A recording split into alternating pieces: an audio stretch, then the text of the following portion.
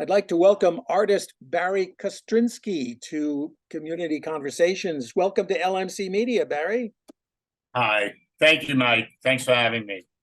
You're a Mamaroneck resident, but you're locally born and raised, New Rochelle High School. That's right, New Rochelle High School, class of '78, football champions, state champions. Of course, they got busted for smoking pot on the way back from the game. Oh, that was in 1978. Well, that stuff kind of happened. Little local history. We're talking to you today because you're an artist, but also because you have a current series of paintings on exhibit in Larchmont at the Atelier Modern. On September 9th, there's going to be a reception and also a walking tour of your studio afterwards. So tell us what's in the exhibit. What will we see if we stop into the store there? Well, Mike, there are over 30 plus oil paintings and a couple of pieces using spray paint. There are a variety of paintings from 2 foot to 3 foot and a little bit larger. Gestural abstraction, I would say, gestural abstraction, colorful, bright, movement, energy, abstracted from landscape, but not necessarily recognizable. A few curves can yield a hill or a mountain or a differentiation of water and sky. So it's a mix of that. And in my studio, there are, those are works that I made over the last, say, 3 years of my studio, 3-4 years, some very recent. In my studio, I have many other works in a variety of series that I'm working, including what I'm working on right now. So you not only paint, but you also are a photographer. You've done drawings. You're into ceramics. You've done collage. Do you have a favorite? I learned ceramics in New Rochelle High School from Mr. Blackburn. I have to credit him. And often an artist does have a critical teacher. Now, I was absorbed in the arts early, but Mr. Blackburn was a special teacher. Even, said, why not go to RISD as a junior, becoming a senior? And so I had that experience in the RISD education. But I do love ceramics, and I got back into it about 10 years ago, running a ceramic studio in New York City. I enjoy that. I enjoy drawing. To me, it's all the same. I can sort of pick up anything and play with it. I have great experience in oil painting, doing it since I'm young. Drawing, I learned from RISD, you learn quickly. And also you learn drawing from drawing. I learned painting from painting. Yeah. And I learned engraving. I enjoyed Polaroids. I would take the camera around with me and photograph when I was involved in the art world in New York City or the Bronx. And I would also shoot regular photos. And I shot a 110 camera when I was real young, the slim ones, and I enjoyed those. I enjoy. When I was young, I enjoyed crafts. I took the encyclopedia, opened up to a boring president, and did an oil painting that was terrible. Oh my God. It was like impossible. It was like, all darks, and it's amazing I didn't give up after that. But I got better, and I would say I was a slow or average learner. For some reason, I wanted to do it when I was in high school and junior high. I used the libraries, and I used the art books, not for reading, for looking. And before that, I used the public system, all the libraries, Eastchester, New Rochelle, the old library. I'd take 20 books out at a time. I'd put them in my room, and I'd look at pictures. Wow. You're not only a practicing artist, but you also talk to a lot of artists. If anybody, let's give your website, barrykostrinsky.com. Anybody going on that website will see that you started a program called Talk on Art, right? Artist Talk on Art. It started. I got lucky to be involved about 10 years ago. Artist Talk on Art, ATOA. It's the longest running dialogue on the visual arts in New York City. It's a 45-year history now. Wow.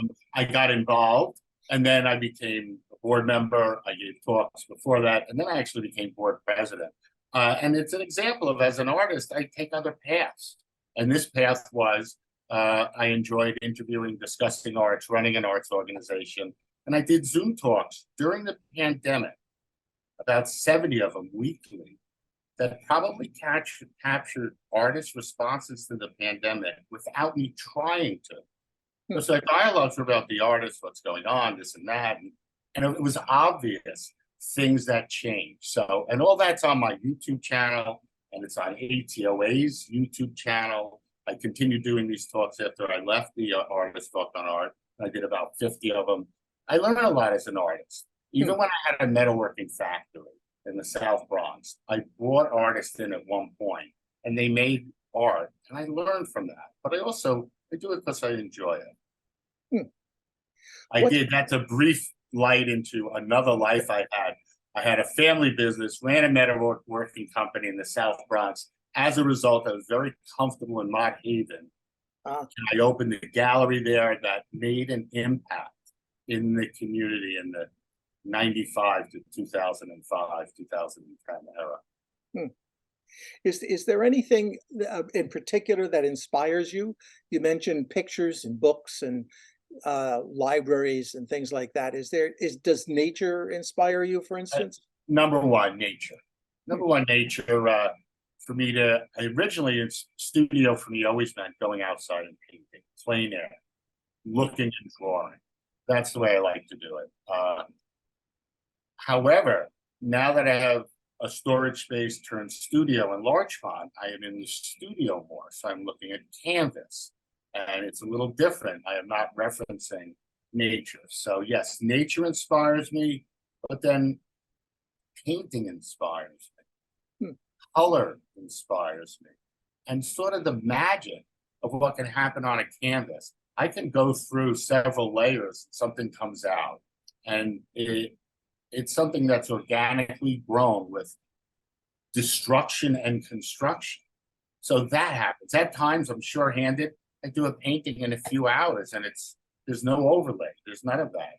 But the problem paintings that I then try and resolve often offer different things. So that excites me, the pure painting exploration. To be able to draw a tree simply in 30 seconds or 5 seconds means a lot. And then to do it for 5 hours. And so that's my game. And of course, the masters, Rembrandt, Van Gogh, Da Vinci, Picasso, many others inspire me, as do contemporary artists and friends whose work is incredible. What's the art scene like in the Mamaroneck and Larchmont, Westchester in general? It's pretty healthy. So let's see. You have on the corner of Boston Post Road and Larchmont Avenue, there is a shop. I shouldn't forget his name, but they show important exhibits of arts, I would say, from 1880 to 1950, and it's high quality work. So that's something unique to have in our town. It used to be the Mamaroneck Artists Guild. They moved, they were in that space. I found some of my friends from the Bronx moved up to New Rochelle. That was a stomping ground when the Bronx gentrified, and you had to move up. New Rochelle got a section of artists, friends of mine moved up. I would have to say, and I hate to say this, I'm unaware of a large art scene in Mamaroneck or Larchmont. Now, there is, on the other hand, there was a rain out of some fair they had, and a walk around. There's something coming up September 30th in Larchmont in the park near the, I think it's the fire station. So I'll probably be a part of that. So I would say I'm ignorant, and I'll get to know the community. My focus here, in the past, it's been writing, being a gallerist, doing other things. My focus here has been studio work, making art, and a variety. So if people come to the reception, and I imagine you hope that a lot of people will come to the reception, afterwards you're going to walk over to your studio. What will people see there? Studio's a unique place. I've done a lot of art talks on a lot of different topics, and I thought it'd be a great talk on the studio as either creative generator or as a space in itself. And I would say it's become both. And of course, it integrates my other interests in music. So I have 14 speakers playing Steely Dan at times. So it is a real mixed space. You'll have art and paintings that I do, which are a variety that I could just list everything you could imagine. And then you'll see African sculpture.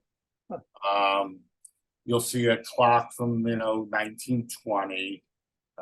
You'll see my collection of radios, of course, my Polaroid cameras and my Polaroids. So a mixed object space, and then painted objects. I sometimes paint found objects when they're relative to what I'm doing, and I find them of interest. I'm probably missing many more things. My book collection is there, but it's quite an, and my ceramics are there, and it sounds like it's going to be a fun time. So again, the reception is September the 9th at Atelier Modern, followed by a tour of Barry Kostrinsky's studio in Larchmont. I want to thank you for spending a few minutes with us on LMC for Community Conversation.